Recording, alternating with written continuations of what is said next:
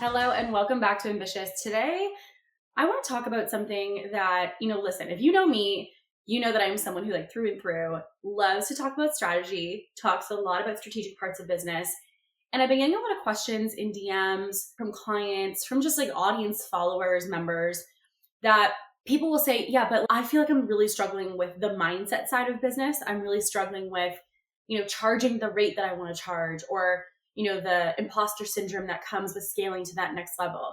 And I think when we go through business and we also see other people potentially at stages of business that we want to be at, we have this belief of oh, it must just be me. And actually, one of the reasons that inside of our programs, we do group mindset structures for clients is because what I found was, while one-on-one mindset support is necessary, I think everybody should have access to that as they grow their business. It's an important part of being able to shift perspective as you get to new levels and new stages. The other thing that I think is also important is that we also have shared mindset expressions of what's coming up. And the main reason around that being, we share so much in common. What I can tell you is whether you are somebody who is at a 5K month, a 50K month, or you're going and you're on track and you're I want to go to 500K months, at different stages, there are these common patterns of what business owners struggle with on the mindset things that come up for them at each stage. It's kind of like that classic line of, new level, new devil. It very much is a thing. And I can tell you that there are patterns that I see in all these different stages of business owners. And so, for myself, I think a lot of times people will say, well, did you go through that? Was that something you experienced? And I'm yeah, absolutely. In building my business, there was never really a time where I just didn't have something that I was overcoming. And I think I've done a lot of work around what we're going to be talking about today. And I want to tell you some different stories and some different instances where these came up for me and kind of how I have overcame those. But I want you first to know that what you're experiencing, while you may feel like it's just a you thing, and you may feel am I the only person experiencing this? This has got to be a me problem. No, this is something that so many different business owners experience. And so I think by opening up the dialogue, by vocalizing what these are, it also helps everyone to really see, okay, this is part of my growth. It's part of getting to that next stage. It's part of my development. There's so many different mindset shifts that happen, and they're all usually connected to the stage of business. So for example, when I'm earlier stage of my business, just getting started versus, when I'm a little bit into the scaling discussion, going into full expansion to, multiple seven figures, those mindset shifts really did change per stage. And so as such, I want to kind of break down the different struggles that I've had per stage of business and the common shifts that I needed to make and the instances that I kind of saw these come up, and kind of share with you as well some stories of, how that started for me and also how I overcame that. So first things first, all of us are brand spanking new at one time in business and looking for that first client, looking for that first consistent sales, to be honest, within your business. And I think a lot of the time when we get started, there's this need for belief in ourselves. And I think that honestly, in my opinion, is probably one of the biggest traits of a successful entrepreneur. Is not even necessarily the belief in your industry, the belief in your business. It's the belief in yourself as a leader and as a CEO to be able to handle whatever comes your way. And I truly believe the reason I've been able to persevere through some of the mindset things we're going to be talking about today is because I have so much confidence in myself. And when I say confidence, I don't want that to be misconstrued as I always know that I've got this. Oh no, we're going to talk about some instances today where I definitely did not think that I had it. But for me, I think it was to believe that overall I can persevere, to believe that while I am terrified, I believe in being scared and doing it anyways. And also, I truly believe part of the reason that I am as confident in my business as I am today is because I have so much past experience of all of these mindset shifts and all of these struggles, to be honest, that I had mindset wise. And now seeing me on the other side of those, seeing me on the other side of, pricing mindset shifts and team mindset shifts that need to happen, and delegation and leadership, imposter syndrome, and all of these things, seeing all of that come up and then seeing myself on the other side of it, now I have so much proof of what happens when I think the thing, I feel the thing, and I persevere anyways on the other side. And so I think because of that, it allows me to, what used to take me, to be honest, a long time to get through these, resistance factors, now I can move through much quicker. And I think the reason for that is I have so much proof Like, you need to have proof. Give yourself proof to actually say, hey, the last 8 times that I moved through this really uncomfortable feeling, here's what happened. Here's what happened to my business. Here's what happened with my client. Here's what happened with our team. And so when I start to have those examples, I have found that I can move quicker. Because what used to be, I wonder, and all these, theories of what could happen, I now have proof. At this stage of business, I have proof of what happens when I feel the thing, I think the thing, and I move forward anyways. And so today I want to talk about what those feelings and thoughts were, and also some different instances of how this came up for me. So let's kick off with starting in your business at stage 1. You're signing your first client. You just want consistent sales. And you're like, I want to prove the concept here. I want to make sure that I feel that this is actually like a business and not like a side hustle. And so one of the things that definitely came up for me are the things that I see with a lot of our clients as well. And by the way, these are mindset shifts that everybody shares. I've seen this with dozens of entrepreneurs, hundreds of entrepreneurs, is that, why should anyone buy from me?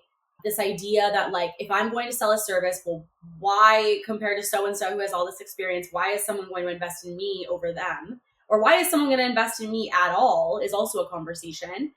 I can't possibly charge X amount for my services. So people talking about, I have to serve people for free and I need to charge like super, super low until I'm in this for potentially, 3 to 8 years. And only then can I increase my price. So like, I don't want to charge too much. The other thing I also hear is that if I charge anything over, a bargain price, that it basically means that nobody can afford my service. No one's going to buy it and no one's going to want it. And it just couldn't be farther from the truth.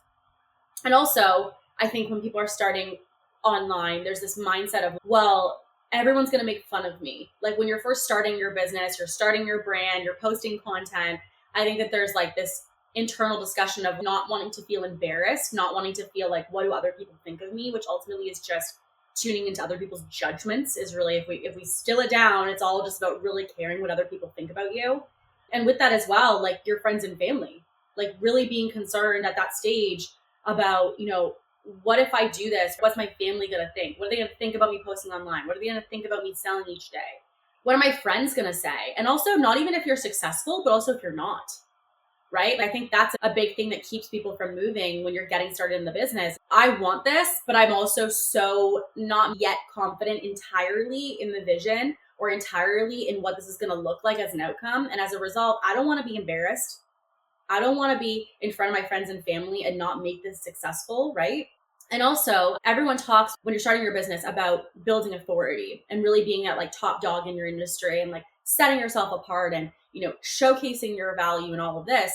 And I think there's also this underlying feeling when you're posting and you're trying to be that authority and everyone's like, be the authority, like, speak to the knowledge. You're like, who's going to listen to me? At every single stage, I can tell you that there's always going to be somebody who has more knowledge than you. There's always going to be somebody who potentially even be more skilled than you. So I think this idea that we can't talk, we can't add value until we're the top in our industry, to me is just, it would mean that we would permanently never show up because there's always going to be that person. Also, I think the biggest that I see, like across the board, when you're at the earlier stage of business, is like, what if I go all in on this? Let's just say you quit your 9-to-5 job. Let's just say you really go all in on the business. What if it doesn't work, right? Like that initial fear of what if I take the leap on this and it literally does not work out? Like, how do I handle that? How am I going to handle that with the people in my world or in my life? Like, what does that look like? How am I going to navigate that conversation? So at this stage for myself, and for me, I kind of want to quote this to be around the, 5 to 10K months in my business at this point. I actually had a situation where imposter syndrome couldn't have been more like real for me. At this point, I was a fitness coach. I was posting content consistently online. I was not really sharing a lot of my personal life of the fact that I still was a server and I was still working at the airport at that time as a waitress. I remember vividly walking into work, getting settled. And then I remember someone coming up to me and saying, Kate, you have a table. And I was like, oh, okay, perfect. So I got my apron on. I'm like getting all set up to go out to this table. And I turn around the corner and this is a table of one of the top influencers, creators, brands within our space is sitting in my section, waiting for her flight. at the airport. And also, just to add insult to injury, she's delayed, which means that her flight is delayed. She needs to sit here for the next several hours in my section. When I tell you, I basically had an identity crisis at that moment. Like, I physically felt imposter syndrome. Like, I know that we think about it, we feel that in general, but I physically, throughout my body, was just feeling like ill. Like, I just felt, I felt that I froze. Like, it's that flight, what is that? Fight, flight, or freeze. I felt freeze. Like, I just could not even see straight almost. I didn't know what to do because I felt if I went up to this table and I was like, hey, what can I get you to drink or what can I get you to eat? I had at that time this belief that she's going to find out that I'm not successful. She's going to find out and tell everybody that I'm working here while trying to grow my business. I felt this judgment of other people. I felt this intensity of what are other people going to think about me? What if she posts about it online? What if she shares it with other people that I really care about and that I want to have the respect of? I just had this imposter syndrome as well of so many people at that time had quit their 9 to 5 and I hadn't quit my 9 to 5 yet, obviously. And so I felt like I wasn't legit. And so I, up until this point, had very much had the respect of this person. And, having her sit in my section, it literally hit me in the face that I was like, I felt this tug of war between the two sides. And I didn't really feel confident in my 9 to 5. And I also didn't feel confident in my business yet. So I was feeling this, like, I felt like a fraud. I felt in that moment, I was like, I'm not legit. I am someone who, in my opinion, wasn't successful yet. I had all these thoughts and feelings come up. And I remember going to my manager, bless her heart, because she was so incredible in this moment.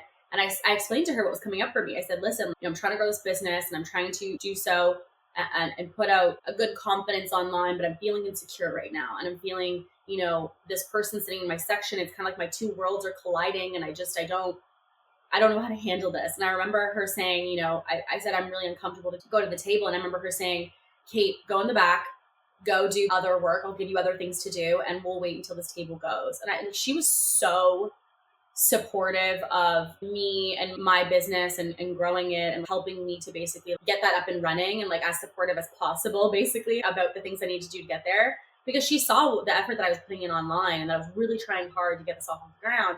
And that moment for me was tough because while I alone was confident, when I got hit in the face with an opportunity to really have to live that confidence, it made me really realize, no, I was not as confident as I once had thought or told myself that I was. And another instance I really remember from the stage. So again, when I was a fitness coach, because this is the point when I was kind of like under 10K months at this point, getting started and getting my first several clients, I, going into fitness coaching, didn't have a certification necessarily to coach people. Like I was doing this very much from the practices or the exercises or routines that I was doing. My boyfriend did a lot of the programming for me. So like I was not somebody who was like super knowledgeable, I wouldn't say, in a credibility sense, I guess, in the fitness industry. And that's probably part of the reason that I felt a little bit of imposter syndrome, right? Was that I didn't have the confidence in my own skill sets. But I think because I lacked that confidence and, again, who would hire me? People out there who are way more knowledgeable than me, who have, way more at that time, because that was like a big thing in the fitness industry at that moment, who had a physique that was better than mine, who had, a bigger butt and better abs and whatever. And I had this like insecurity of just like, why me? Like, why is someone gonna hire me? I'm not smart enough. I don't look the part, all of these things. And so it really got to my head. And I had this belief that like, if I didn't look the part, I couldn't be successful. And so that really affected my growth at that stage because I remember I went to like a Winners, which I guess in the US would be like the equivalent of Target or TJ Maxx. And I went to a Winners and I remember getting, workout sets because I worked out in just like normal like shorts and shirts. So I was like, okay, like I can't do content in this. I have to look the part and I have to have the matching 2-piece set as the fitness person. And I have to have the nice, crisp white shoes and I have to look like a brand. So I remember going to Winners and, at that time, I'm going to be honest with you guys, I wasn't flowing in cash. I wasn't flowing in money. And I remember literally like taking photos and hiding the tag because I wasn't confident at that moment in myself. I can see that now.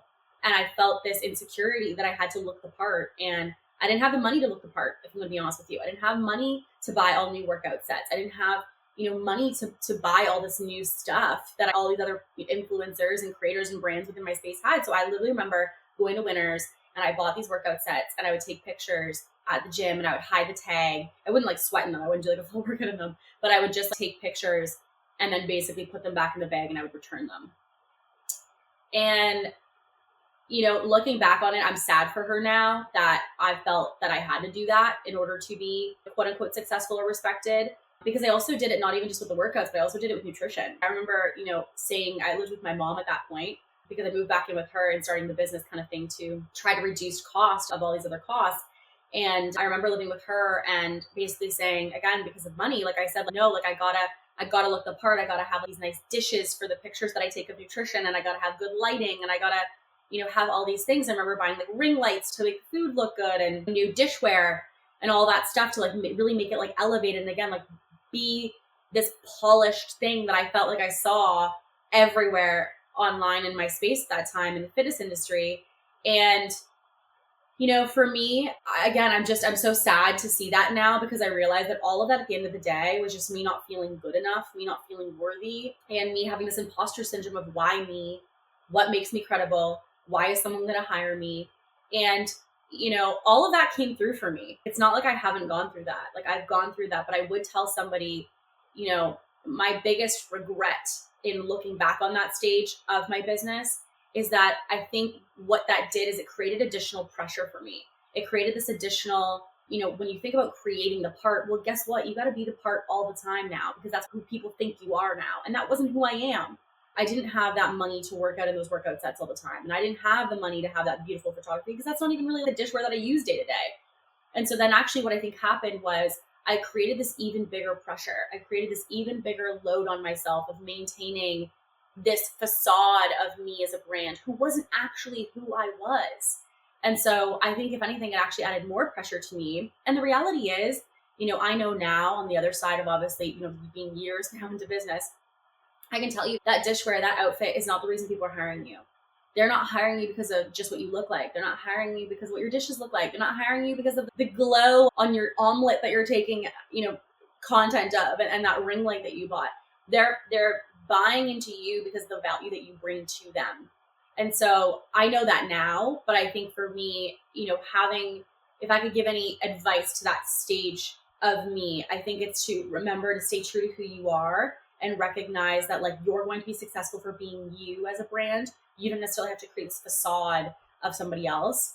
And if you feel imposter syndrome in something you're doing, also to recognize everybody has to start at some point. Everybody is going to be that stage of their first post. Everyone had their first post. Everybody had their first live where nobody attended and you're basically talking to yourself. Like I remember previously when I would go on lives at that stage again, like I would literally script out question, 3 points for the answer. I was so nervous to press live because I was like, what if I don't know what to say? What if nobody joins? I had all these concerns and all these fears. The reality is that comes up for everybody. And I remember at that time, I literally scripted lives. I was outlining exactly everything I was going to say. Now I could do it with my eyes closed and I could do it in the car on a walk. I wouldn't even have to think about it. I could do it right now. But to me, I think that the reason that is though, is because I had to get through those. I had to do that first live. I had to do that first story selling. I had to do that first post. I had to do that, that first thing. And I went to a conference just recently and I talked to somebody. I was speaking on stage at an event and someone came up to me at my table at the end of it and they said, hey, like I'm really inspired. I feel like everything that you said at this event was really very much correlated to my story. But I'm just like, I've got the post. I've got things created. I have these ideas. I'm just struggling to press go. And she's like, how do you get over that? And I was like, but you have to realize everyone had their first.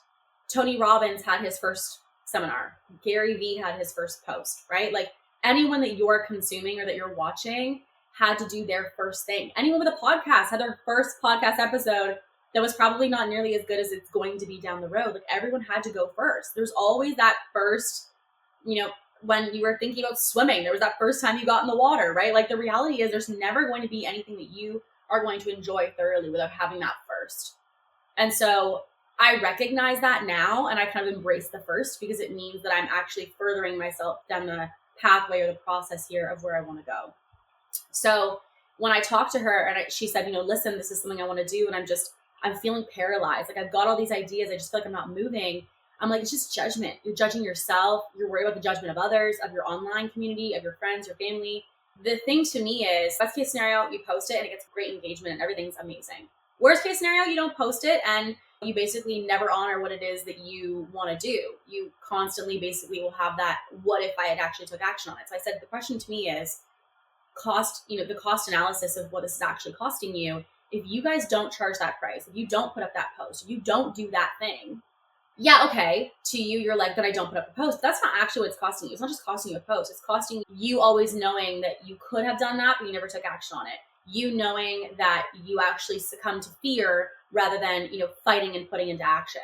So to me, the doing is usually not equal to the cost of not doing. Not doing, you have to live with that. You have to live with an action. And so I think anytime that I talk to someone who's paralyzed, I said to her, it's like a 3, 2, 1, rip the Band-Aid off. And so I remember asking her, I said, after the event, what I want you to do is I want you to take one of those content ideas you've got in your bank that you mentioned, and I want you to take that and I want you to post it and I want you to tag me. And no word of lie, I remember like almost being like emotional on the plane, because I remember getting a notification that came up as we were taking off, and it said so-and-so tagged you. And so I opened it and she put up her first post.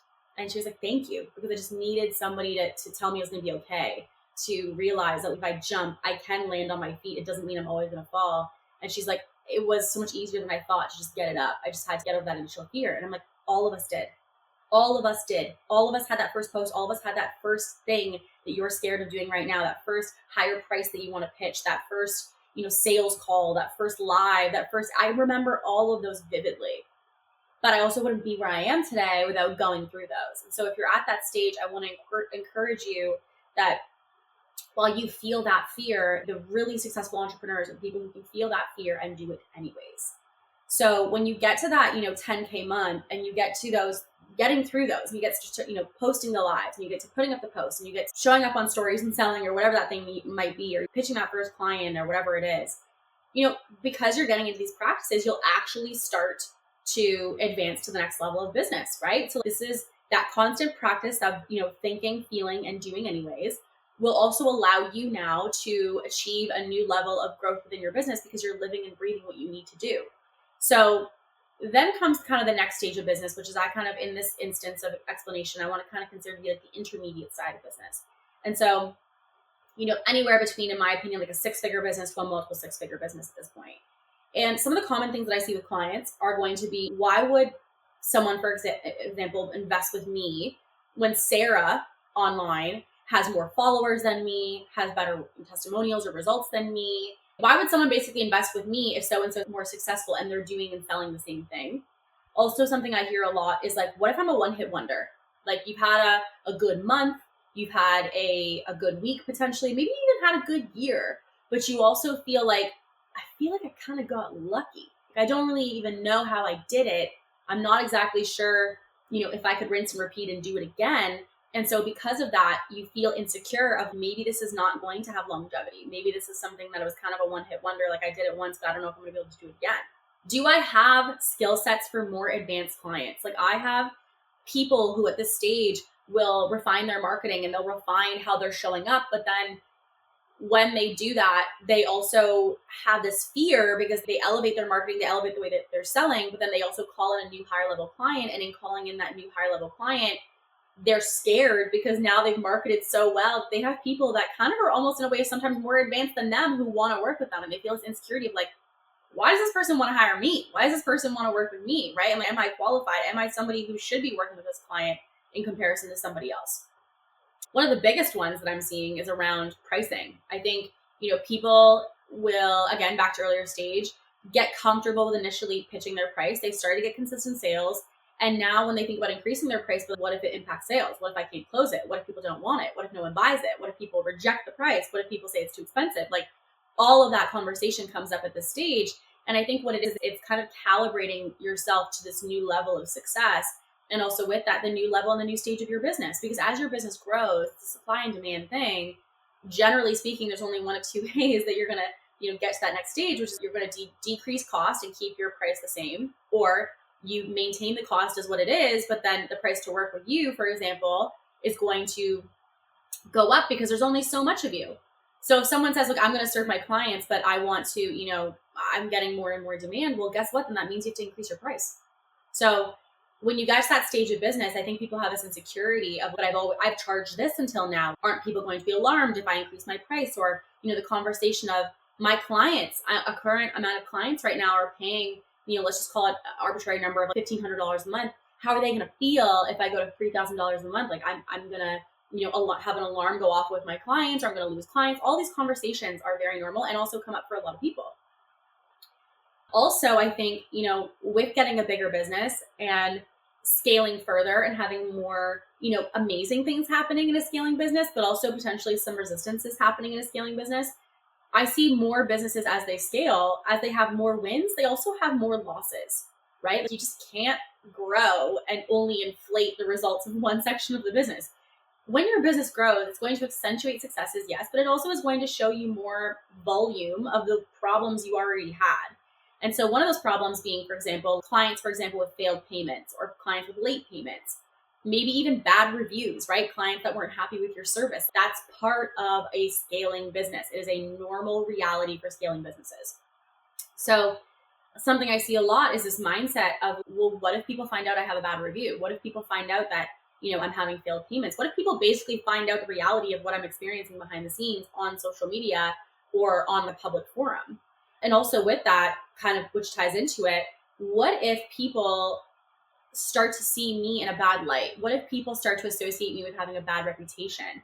And this also can kind of correlate or sometimes show itself with team members, right? I think a lot of the time, as you're growing in this business and you're scaling to multiple 6-7 figures at this point, when you're at that stage, I do think that, you're kind of taking the training wheels off, if I can put it candidly. Like, you're really, trying to expand to the next stage, and you're learning a lot of skill sets, and you're making a lot of mistakes along the way, and that's okay. But I think that the concern is that when people have, for example, a team member and the team member leaves, or a client situation and they handle it a certain way, and they're not really confident quite yet in how they handled that team member or client, they're worried about the reputation of what that could mean if other people see that, and what it could mean if basically that narrative gets out online. And if I have a problem and then other people find out about it, what is it going to look like if it comes back on me, kind of thing? Like, how do I feel like that portrays me? And I think also, as you're, getting to these new levels of success, and we talked about this in other episodes as well, like, when you get to new levels of success, you also have these wins, you have this proof of opportunity of wins, but you also do have, this kind of underlying concern of the impact of the loss. And what I mean by that is, I think we're so excited, for example, to take a risk and get that risk potentially to get it to 100K a month or something.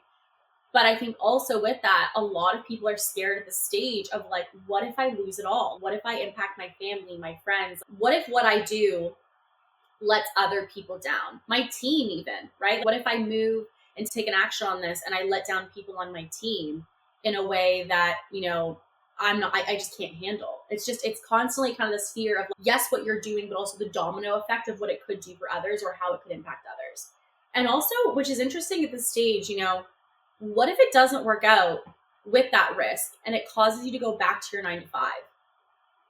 And that's something that people have said, like, when they've had a plateau in business. I've seen this a lot with people who will experience like a season. So we talk a lot about seasons of business, and like the high seasons, the summers of your business, and then the winters that, you got to buckle down. We have those. Every business has those. And if you haven't had one, you should prepare for one, because it is something that businesses can go through. I think the idea that we're constantly on this up and up every single month is just not necessarily always how business is going to operate. And so I think there's people who have said, well, Kate, I'm just worried that if XYZ doesn't work out, and if I can't get to this next level and I have to make some tough decisions here, what if it doesn't work out? What if I can't get that success back? What if I can't get to that next marker? What if I got to go back to my 9-to-5? And, for me, my verbiage on that a lot of the time is just the fact that, okay, think about the worst case scenario, but also with that, recognize that, okay, we know what the worst case scenario is, but for my mindset personally, if I, for whatever reason, had to stop this or the whole thing burned to the ground, the reality is I have the skill sets, mindsets, and the tools I need now to be able to build this business back up again. So I would start another business. I'd start the same business again. And even if I had to go back to 9-to-5, okay, sure. But I probably would still start a business and then eventually quit that 9-to-5 as well. So I think, to me, even when I think about all the worst case scenarios, I'm still okay with it, because again, I have that confidence in myself to be able to do it again, because I've done it really well this time. And so I think the last one that I see quite a bit is delivery on what you're promising. I think people, can get really good at marketing, really good at sales, but then also indirectly feel a little bit insecure, if I can be honest with you, about being able to deliver on that. Like, they're kind of like, I'm worried about our delivery. I'm worried about our experience. I'm worried about I'm growing, I'm getting more clients now, I'm starting to delegate to people, and I'm like, oh my gosh, can I actually get the results for people that I would get for them in having somebody else do this? And it is a concern as people get to that next level. So all of these as well, I have gone through. And I will say that the first stage of the mindset shift that I felt at this stage of business was delegation. I really struggled with the delegation piece because I really felt if I gave it to somebody else, what if they didn't do it to the caliber that I want it done? What if they couldn't do it as well as I could do it? What if they let down a client? What if? And because of that, releasing responsibility, whether it was, for example, like our marketing, like being able to have someone else, help me with assisting of writing captions or putting out media. I was just like, oh my gosh, is this something that I can actually, trust somebody else to do and still get sales coming in because somebody else basically is now managing the magnet of what brings those people into our world. Or for example, when I brought on coaches into our offers to assist with developing, our clients and consulting and advising our clients, like up until that point, I had done a lot of the one-to-one, connection and discussion with our clients. And so to have somebody else now giving advice, like I really had to release trust. I had to be able to, yes, groom and, prime these people as much with the principles and beliefs that I have. But I also had to make sure that like I recognized that I had to let go. Like I was never going to be able to scale the business to the next level, but it was very hard for me. And I found myself originally kind of micromanaging, if I'm going to be honest with you, because I was so scared of something going wrong. And I had to develop that mindset of realizing, hey, you can't build this multiple 7-figure business by yourself. You gotta let go. And I was holding, like, it was almost like that kid who like, just like loves that teddy bear so much that they just like won't let go of it and they like almost break it. They're like so attached to it kind of thing, Like for me, I was that way with my business. I was so connected to it that I just refused to let go. And it was actually keeping my business stuck because I had to have my hands in everything. And even now, I have to cue myself to delegate more, even when it's something like I'm new and I'm passionate about. Like even with this podcast, I struggled to really just like give it away basically to somebody else for like editing and all this stuff. I wanted to be like, well, how do we want the editing done? How do we want this done? But I think at a certain point, you have people that you build relationships with that that you can give a task or a responsibility to, and you're like, they got it. And so I think it was difficult at that stage, I'm not going to lie, delegating because I was so used to doing it all and it being the Kate show, basically, that when it went from a me mindset to a we mindset, I definitely had this hurdle of trying to figure out how to give that to other people. And one of the things that really helped me in effectively delegating and getting through that mindset was, yes, realizing I can't build this business to the next level. But I had this quote passed along to me that was, if you want to go fast, go alone. If you want to go far, go together. And it was just this mindset of I have to realize this is not a me mission. This is a we mission. And as a result, like if I don't let go, it's actually going to be the reason I stop growing in my business more than it would be if I delegated to someone and they made a mistake. Because the reality is people are going to make mistakes. That's going to happen. And I think that was another thing that really helped me with this, was realizing that like the reason I was so fearful to give to somebody is like, oh, what if they make a mistake? Yeah, they're going to make a mistake. It's not if, it's when. Like they will make a mistake. It's not a matter of if they make a mistake. They will make a mistake. But it was going in, instead of like fearing the what if, it was expecting it and almost like waiting for it to happen and realizing that those problems were going to help me create processes. And those processes are what were going to help me to scale.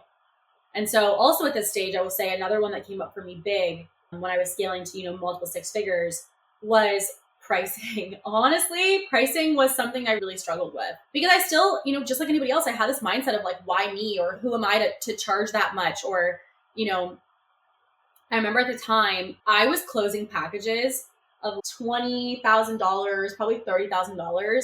And I was closing them like I could do with my eyes closed. And look, I obviously previous to this was a high ticket closer. So I have training in how to sell. And I had this imposter syndrome because I remember saying to one of my coaches at the time, Jay, and I said, Jay, this is closing like without almost any effort. And I don't really like know what to do with this, because he said, okay, well then you might want to increase your price, because again, back to supply and demand, people wanted to work with me, but I didn't have enough of me left. And he was like, well, if that's the case and you want to stay really involved hiring these clients, then you have to just charge more. I said to him, I literally know coaches that I have been coached by who don't even charge this much. So he was like, yeah, and I was like, well, they have more experience than me. They've been in business for more years than me. Like, who the hell am I to charge this price? And he was like, Kate, what is the transformation you're providing to somebody? And I was like, well, helping people scale. He's like, okay, like in what sense? And I remember at that point, like I literally had clients who were 5Xing their business in 6 months, who came in wanting to make 100K months and were making like 500K months with me at that point. And the strategy that I was using with clients was very effective and it was working very well. And I said to him, I'm very confident in what I can do for them. He's like, great, then charge your value. Charge the value of what that is worth. If you can help someone to go from a $100,000 business to a $500,000 business in 6 months, what is that worth to that person? And I remember having that conversation. I'm like, yeah, but I had all these mindsets that were coming up for me at that point, and I was so insecure about charging it. And I remember, just really having this kind of like tug of war. And he gave me this analogy that, I said, who am I basically to do this? I'm not as much of an expert. I'm not, the person who's been, doing it for X amount of years. And he said to me, Kate, NBA players are like 6'2", and they're, just incredible on the court. They got all the skill sets. They know everything that they need to do to be able to win. However, if you look to the side of the bench, you'll also see that there's like a 5'5" coach sitting there, probably who's never been on the court. And he is the strategist and he's the advisor for all those players who are running up and down the court that day.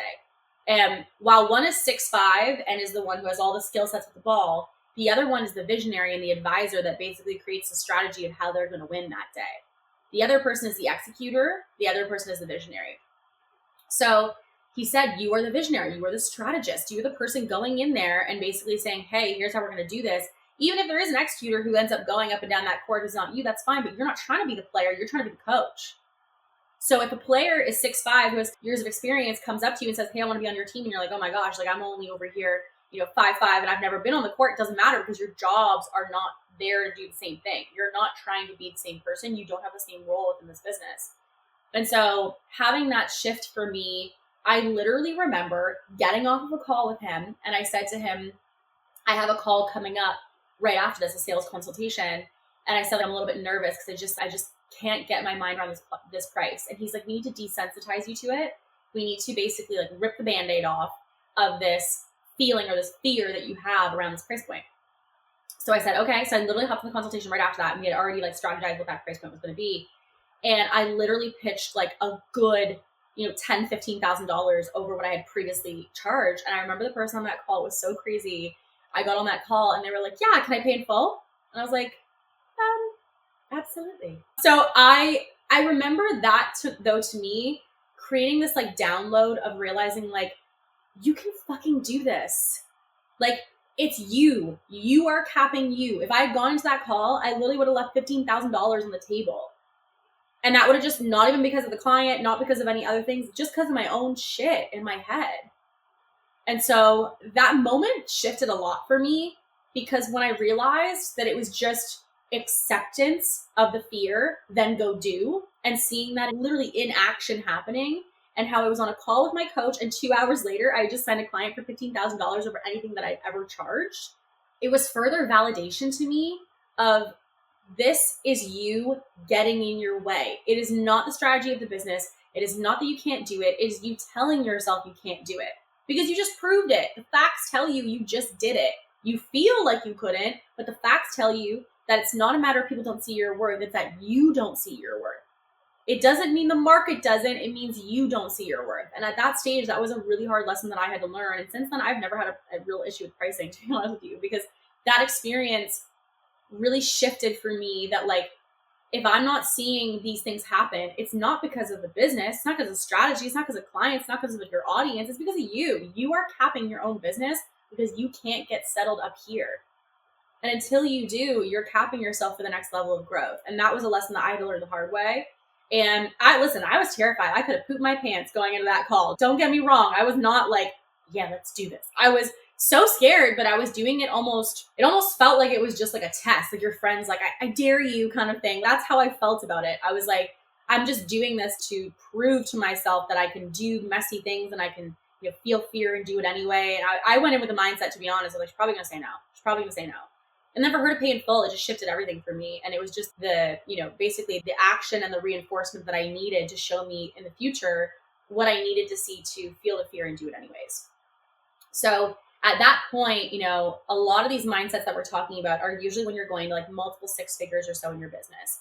And then comes the 7-figure mark. And when you go to 7 or multiple 7 figures, I think that there's a couple, core themes that, again, I've seen obviously in the stage that I'm at of a multiple 7-figure business today as we do this episode. And, I think there's core things that come up for everybody at these stages. And so one of them is, who am I to take these big actions in my business? And I think, for me, because I've gained the confidence and our clients gaining confidence, they almost feel insecure now about the big action they're taking. Like they feel insecure about how big they're moving, which is so crazy, but they're insecure about taking up so much space. They're insecure about being so loud. They're insecure about, being that brand and taking up that room and holding that space within their industry and within their market.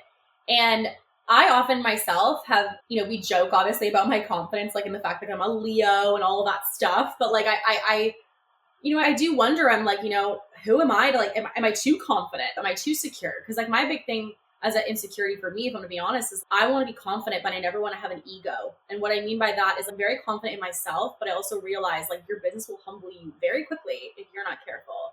And so I don't think I'm the shit. I don't think that I'm the best. I don't think, any of that, but I do think that I'm good at what I do. And I do think that I'm confident in my ability to succeed, and I'm confident in myself. And so I think sometimes because there's this like tug of war of wanting to make sure you're on the right side of things, that you're confident, but you're not egotistical or like narcissistic. I think to walk that line, you kind of are like, who am I to do this? Is this too much? Basically, am I too confident now in what I'm doing? And you kind of have to humble yourself and keep yourself checked in as you grow to be very confident, but also remain low ego, which is something I think a lot of people really struggle to do when they get to the stage of business, because you think you're hot shit. You've built a 7-figure business, you've built a multiple 7-figure business. And I see this all the time. People think, oh, I'm invincible, I'm untouchable, I know how to make sales, I know how to be a brand, I know how to whatever. Listen, there are massive businesses that have gone down because they thought that they knew what they were doing and they were basically like the sauce at that time or the shit at that time, and they got humbled really quickly. So for me, it is one of the things in the history of what I've seen happen to very big businesses. I've realized that, like you can be confident, but you got to stay humble, and stay humble by that meaning you can take big leaps, you can take up big space, but also recognize you don't know everything and that the market changes, and you still always got to be in that learning mindset, in that, absorbing. I'm always here to absorb new information and learn more. And another thing that I think, many people experience is like, who am I to do blank? Who am I to charge that much now? Who am I to, write a book? Who am I to be on stages? I do think it's something that being an author, being a speaker, being a podcast host, even for some people, they feel this, who am I to do blank? Who am I to take up, again, that space, but do these things? Back to ego versus confidence. I think some people, when they reach this success, they're like, duh, because I'm the shit. That's ego to me. For me, I'm very confident in who I am, but I still always have this part of me of having to calibrate myself to the next level of success. And what I mean by that is I've had that same thing. I've thought about writing a book many times, but I'm like, you're 30. Like you haven't gone through enough to write a book. I have all these narratives in my head. And again, it's just because I have to calibrate myself to the next level, because I still have that humble side of me that sees me as like day one Kate and is like, stay humble, girl, stay humble. And I have that constant narrative of like, stay rooted. And so because of that, when I think about being a speaker on stage and, having people pay for me to speak at their event, or potentially one day writing a book, like it's this inner dialogue of really having to calibrate yourself to, this is the next stage of who you are, but also staying true to the ethics and the values of how you want to get there. And also, like, I think with that kind of, going into more success, more exposure, more visibility as well, even being a brand, I think people have this idea of like, when you grow, you likely, if you're at a 7 or multiple 7-figure stage of business, have really done well at establishing yourself as a brand. Whether it is a personal brand or not, you've curated this experience. So if you think about a Joe Rogan, a Gary Vee, they've got like a personal brand aspect to them. And if you also on the other side were someone who's not a personal brand, you're more like a Coca-Cola, or you're like an Apple, like an iPhone. You're a brand that's not a personal brand, but you have this established identity, right? I think what I also see as a common thing is that people will feel that they kind of can't move because they're worried about maintaining brand. And they're like, I'm scared to take this because I got to correlate back to the brand. It's all about the brand. And so They're scared to not be curated. They're scared to break their brand. They're scared to basically undo all the things that have now allowed them to generate success. And they feel like they can't move quite as fast or quickly or effortlessly because they're worried about the impact on their brand of whatever it is that they go to do. And even with that, going into action, a mindset I see a lot with scaling entrepreneurs at the seven figures, like, what if it all goes away? And to be honest, I literally know peers who have had very successful 7-figure businesses who had a tough season and they got pushed right back to, 20K months in their business. And again, there's nothing wrong with that, but it's more a matter of, I guess, seeing people around you as well. I've seen people since I started who basically disappeared in their business. They're gone. They had a business and now they're gone. They got wiped out. And it's kind of almost like, I think about it like you're on the water and you're surfing and you had 12 of you out there, and then 3 people seem to have been underwater and so got crushed by a wave, and you're like, okay, so I gotta have confidence that I'm good out here as I'm surfing, right? You have to be able to see all of these things happening and still have a confidence in yourself. And that's hard to do because you're seeing what's happening to the people around you.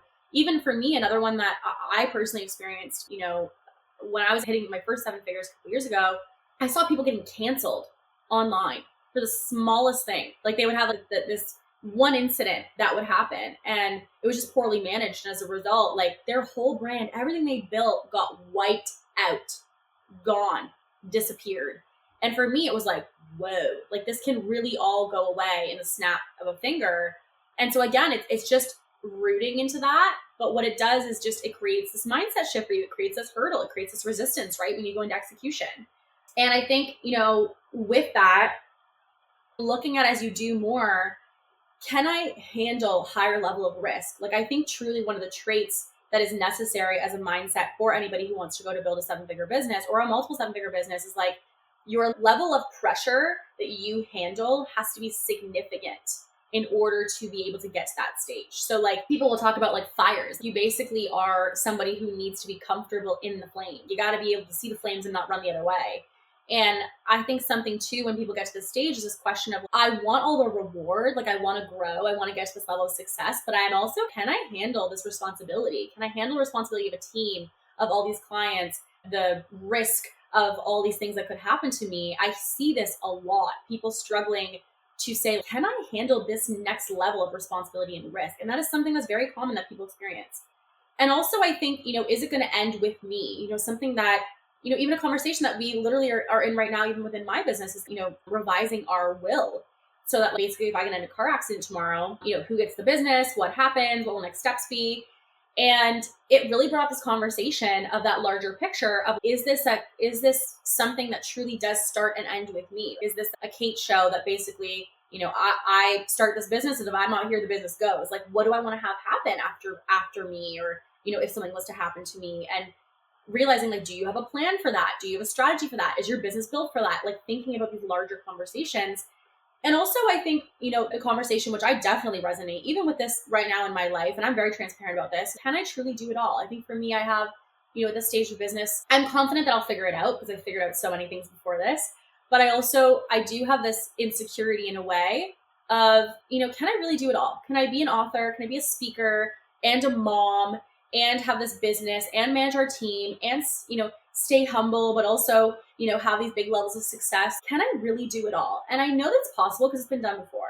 But for me, I will say it's probably the one area that I stew on most in this stage of my life before I, start having a family and things like that. Is I feel very confident in where I am right now, but adding in these other layers, it's again, adding in a new me. It's adding in a new section of the business, technically, a new way of operating.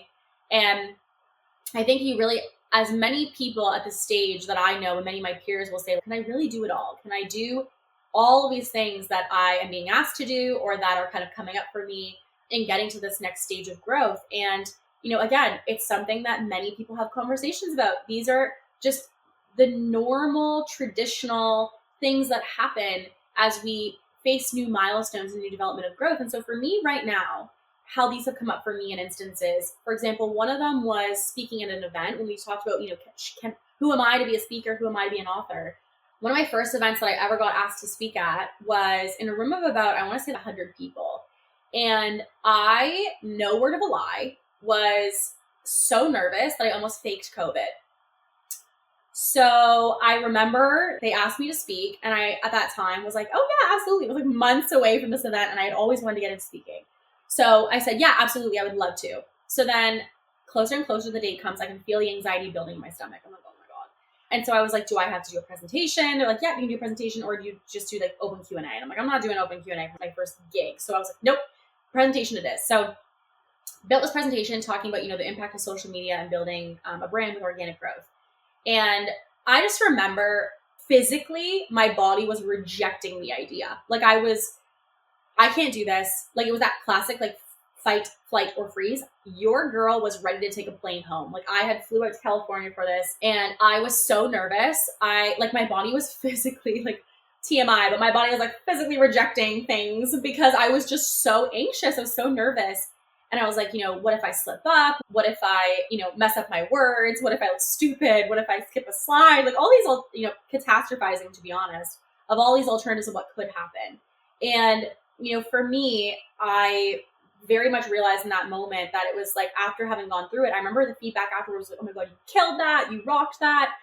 I literally, no word of a lie, I'll be honest with you, I blacked out. I don't even know what I said. And they have a recording of it. I've still to this day been able to watch it because I was like, when I go on stage now, I black out. I just go like so into the zone that I almost can't even self-analyze because I'm so focused on just what it is that I'm actually just saying and feeling and getting it out of my body. So that was for me realizing that even when I was so confident in so many areas of my business, going into this new section of business and speaking, it was amazing to have that opportunity, but I felt the same as anybody else, that really intense fear. And I still have a little bit of jitters now when I go on stage, but not nearly what I did that day. And I also recognize now that it's just energy. But I think, all of us have those moments. Like people might see me on my website now speaking and be like, oh, she's a natural. No, my friend, there was some serious stomach situation happening for the first time that I went on stage. And I think it's humbling for me because it realizes like there's always going to be new in our business. You're always going to be a first, again, as we said earlier, at something. And, another thing that came up for me, even recently, we did a dinner in New York. And, this dinner was not really meant to be an event. It was something that kind of just like came together very unexpectedly in a beautiful way. It was amazing. But, going to this dinner, I had so many people being like, I'm so excited to see you and like meet you in person, and like kind of like sending me messages, I guess, of like, I just would like love to know the real you and who you are. And we had like a little hangout basically with our team before the event happened. And they said, what's your biggest fear with this event? What's the biggest thing coming up for you? And I said, obviously I want everyone to be included. I want everyone to be acknowledged was one of my biggest things, just for everyone to feel equal, regardless of followers, stage of business, all of that. But outside of that, I said my biggest fear is I think people know me as the brand. Like people know me as my Instagram feed. People know me as my website. People know me as, this certain expression of me. And so my biggest fear, to be honest, was, will they like the real me?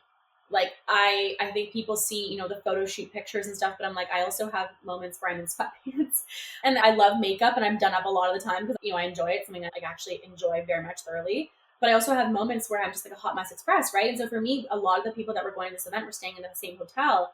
And I found myself being almost insecure in a way about like, they know me as the brand. And again, kind of back to that earlier conversation, I don't want to like break the brand image that I've created.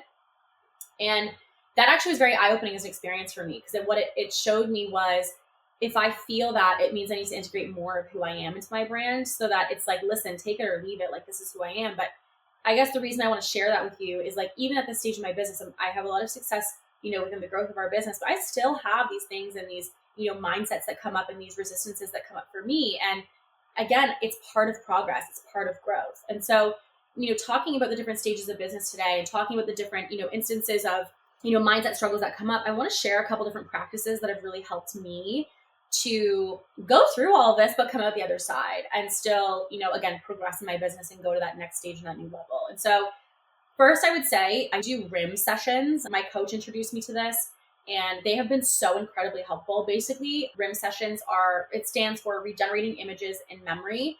And basically what it does is it kind of is like a practice of talking through an experience and kind of like someone guiding you through different levels of a subconscious experience that allow you to rewire that experience and set a new narrative. And after I leave these sessions, I've never felt lighter. Like I walk away just feeling so incredibly clear and free, basically, of any constraint that I may have felt. And so I do think, those have been super, super helpful for me. therapy. I do cognitive behavioral therapy or CBT. And really the goal of therapy for me and these sessions is it's more of a conscious, obviously, type of work compared to the RIM sessions, which are a little bit more subconscious.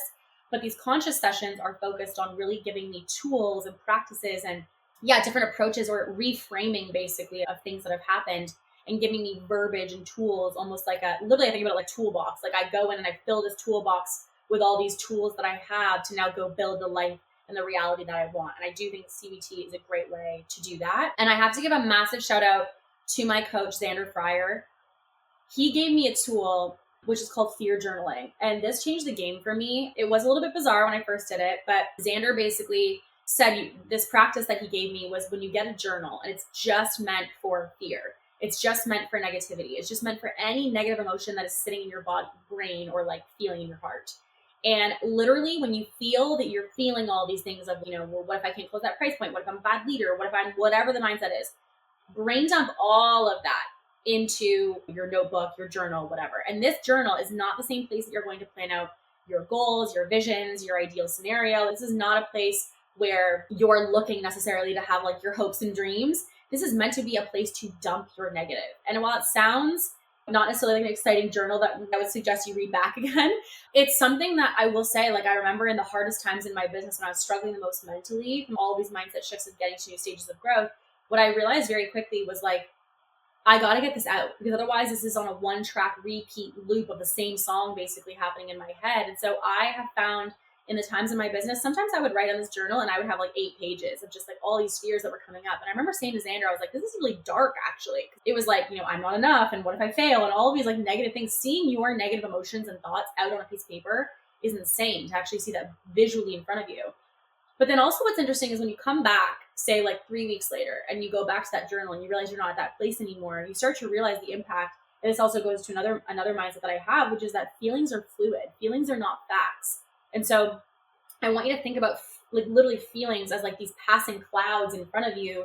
And what makes feelings problematic for people 9 times out of 10 is that they take whatever they're feeling and they actually make that something that is factual about them. So they make that some type of identity for them rather than just saying, interesting, and observing basically these clouds that are flowing by. I step back and basically watch my feelings rather than being like, I feel them, I go through them, but I realize they're fluid and I realize that they will come and they will go. And you want to think about any hard day you've had, or also potentially any amazing feeling you've had. Anything great, the grace of the great feelings and the worst feelings are usually something that has been fluid. It has come and it has gone, and it will go, it will come in again and it will go again, because that's just how feelings are. That's how they work. They are fluid. And anytime that I have a negative emotion or I have, things that I'm feeling that are difficult, I recognize that it's just going to be fluid. It's going to come, it's going to go. And when it's done, another feeling will come. And it's part of that lived experience. So I recognize that negative feelings are normal. You cannot have the positive without the negative. I think we associate the intense emotions of like sadness and anger and, all of those intense emotions in comparison to happiness and joy.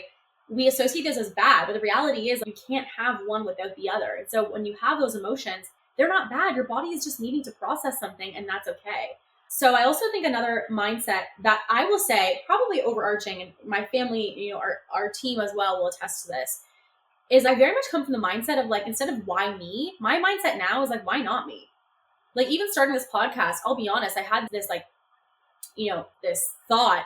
People would say, aren't you like scared to start a show and all these things? And like, you're going to put out all this media. What are people going to think? And I was like, well, why not me? Yes. Okay. Like I could say, well, who am I to start a podcast show? And who am I to put out all this content? But also like, why not me? Like people are doing this and putting out this content every single day. Like, why not me? Why shouldn't I be that person? Why shouldn't I, have this out to the world? Like, why not have me on stage? Why not pay X amount for my prices? Like, why not me?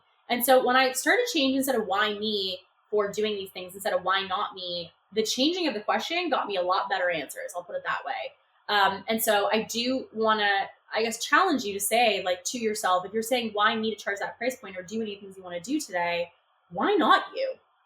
Why not you? Why not you being the person who charges that? Why not you being the person on stage? Why not you being the person, who puts out that certain type of marketing or becomes that voice in your industry? Why not you? And that mindset has helped me tremendously. I also realized, and this has been a big thing for me, I used to think the people that I'd watch who were like the most confident were people I was like, oh, well, they're confident and I'm not. No. Looking back at day one, Kate, to now, I can tell you my biggest advice to her is confidence is not innate. Confidence is created. Confidence comes from doing things. And again, having, as we said earlier, that proof. I have proof now of what happens when I take a chance on myself. I have proof of what happens when I'm scared to poop in my pants, literally scared, to doing it anyway and seeing what happens from that. Like, I went from so scared to speak on stage to now having multiple opportunities for speaking that come my way. And that is because I took that first leap and I now have that first experience. You got to do and take that leap in order to have the future things you want. And so I recognize confidence is not something you're born with. It's something you create. And the way you create that is by saying what you want to do and keeping those promises to yourself.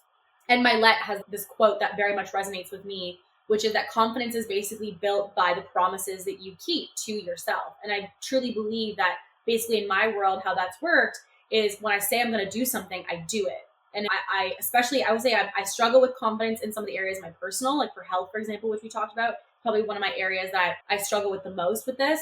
But in my business, I will say the reason I've been able to grow is because when I say I'm going to do something, I do it. And I am all in on what I say I'm going to do. And by having that past history of when I say something, I do it, it's also giving me confidence for future decisions that I make.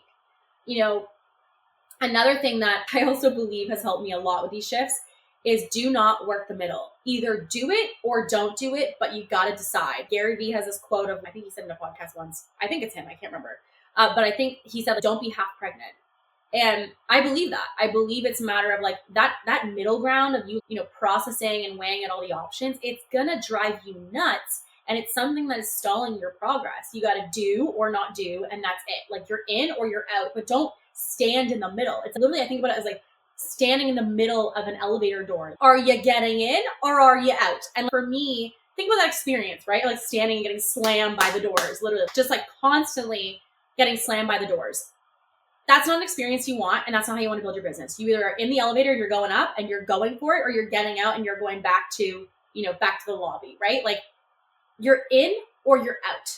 And that for me, it's like 3, 2, 1, decide. Like, I cannot, it's my biggest annoyance when I see people who constantly stand in the doorway of the elevator, basically. They're just like, they're not in, but they're not out. And I'm like, you got to decide, because first of all, you're driving the rest of us nuts. And second of all, you're creating your own awful experience. You're creating the reason you're getting hit by the door. So to me, in or out, it has been a mindset that has been key in growing my business. And I will say is the thing that I think causes a lot of people to not grow as quick as they could. And the last thing I will say is, what is the worst that could happen? I do think there's something called catastrophizing, which basically is when people feel like they're scared. They get into this mindset of kind of like, oh my God, well, what about this? And what about that? And what about this? And I'm like, yes. But also, I know all those things. I know all those things could happen, but I also recognize and give them no power. The difference between someone who catastrophizes and somebody who knows the worst that could happen and doesn't care is basically catastrophizing or surrender. So like for me, I know something like a COVID could challenge businesses again. I know that I could get in a car accident tomorrow. I know that I could, have my whole business crushed to the ground. I'm like, I've thought of all those scenarios. All those scenarios are possible. They all are potentially a reality. But to me, I give them no power because I'm just like, okay, well, if that happens, we'll figure it out when the time comes. The difference is some people see all that, know all that, and then say, oh, well, if that's possible, then I don't want to move. Then I don't want to act. And for me, the ability to know and again, see that fear, see that reality, and do it anyway, I truly do think is one of the core traits of what makes a successful business owner.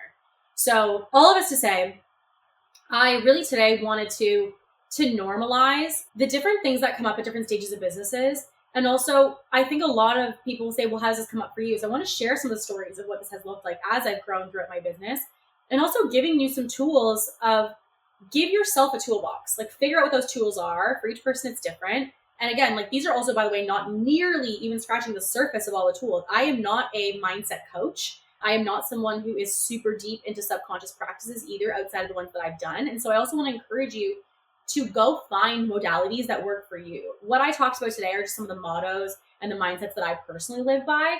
But I will also say that there's so many additional tools that you need to make sure that you actually use. It's not just about listening to today's show saying, oh, that was really cool, I'm going to take that as a nugget, but you don't resonate with it. It needs to be something that you would actually put into practice. And so find your practices, find your toolbox, find your modalities, and realize your mindset struggles, your mindset resistances are not going to necessarily go away. This is part of each new stage of growth. You're going to experience new things, but that's the joy of building a business, is the ability for you to be able to see those things and kind of have this new area of development. Because after you overcome those, another something is going to happen. And that's the journey that you signed up for. That is the experience that you signed up for in being an entrepreneur. So I hope today was helpful to normalize some of those for you. And as always, you guys, stay ambitious, and we'll see you guys in the next episode.